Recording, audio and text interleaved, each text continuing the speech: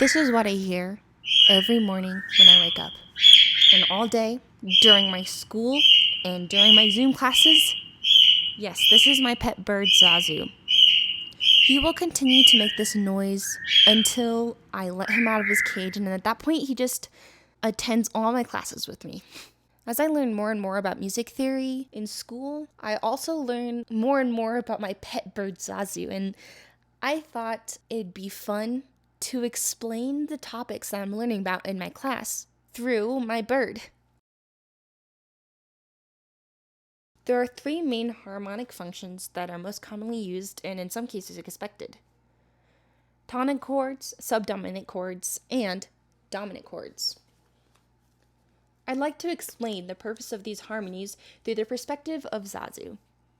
The tonic chords, that is based around the first scale degree, feels to Zazu like resting contently on my shoulder during my classes. Tonic chords are the resting points similar to my shoulder. Subdominant chords prepare for an incoming dominant chord, which would be like my grabbing a snack for myself during class, in which my bird plots and prepares to leave his resting place to engage in a battle over this cheesy prize. And yes, the dominant chord would be his fight with me to get his food. The dominant chord creates dissonance, similar to our conflict, and both the chord and Zazu long for a satisfying resolution. Finally comes the tonic chord and Zazu's return to rest as he comfortably eats his reward. When one begins to make their tonic, subdominant, dominant, tonic chord progression, the bass line can sound choppy. But with inversions, you can change this.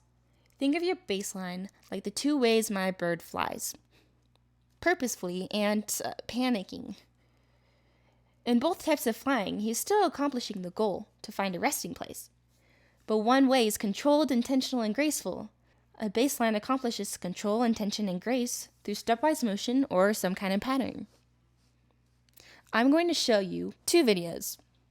One of my bird panic flying with the sound of a chord progression in which all chords are in root position. And video 2, where my bird actually knows where he's flying. And as a composer, you know what you're doing with your bass line.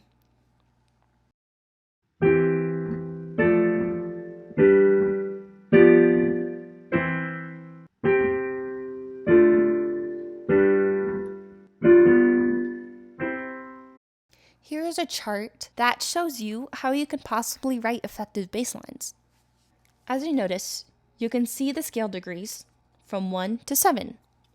And under each number, there is a chord. If you haven't noticed the pattern yet, the chord that is underneath the scale degree is the bass for that chord. Take, for example, for a scale degree. The only chord underneath that is the 1 chord in root position.